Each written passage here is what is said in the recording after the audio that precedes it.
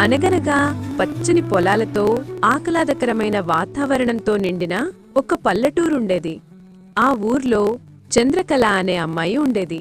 ఆమె సాధారణ అమ్మాయిలాగా కనిపించినా రాత్రివేళల్లో చంద్రుడు ఉదయిస్తే ఆమె కళ్లలో వెండి వెలుగు మెరిసేది. చిన్నప్పటి నుండి ఆమెకు ఒక అద్భుత శక్తి ఉండేది. జంతువుల భాష అర్థమయ్యేది. కాని ఆమె ఈ రహస్యాన్ని ఎవ్వరికీ చెప్పలేదు. ఒకరోజు ఆ పల్లెపై ఒక క్రూర రాక్షసుడు దాడి చేశాడు. గ్రామస్తులు అందరూ ఆ రాక్షసుణ్ణి ఎదుర్కోలేక భయంతో ఇళ్లలో దాక్కున్నారు.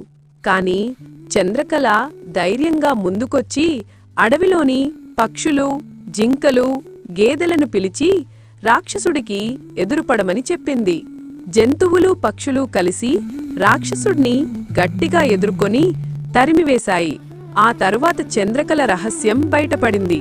ప్రజలందరూ ఆమె గురించి వింతగా మాట్లాడుకోవడం మొదలుపెట్టారు. అప్పుడు చంద్రకళ వారందరికీ తన అద్భుత శక్తి గురించి చెప్పింది. అప్పటి నుండి గ్రామంలోని అందరూ ఆమెను మన పల్లె దేవత అని గౌరవించారు. అయితే చంద్రకళ ఒక్క మాట చెప్పింది, నిజమైన శక్తి మనలో కాదు, మనం కలిసి ఉండటంలో ఉంది.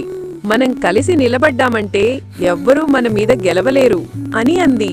గ్రామస్తులందరూ చంద్రకళను ప్రశంసించారు. ఈ కథ మీకు నచ్చినట్లయితే లైక్, షేర్ మరియు సబ్స్క్రైబ్ చేయండి త్రిపుర టేల్స్ యూట్యూబ్ ఛానల్కి.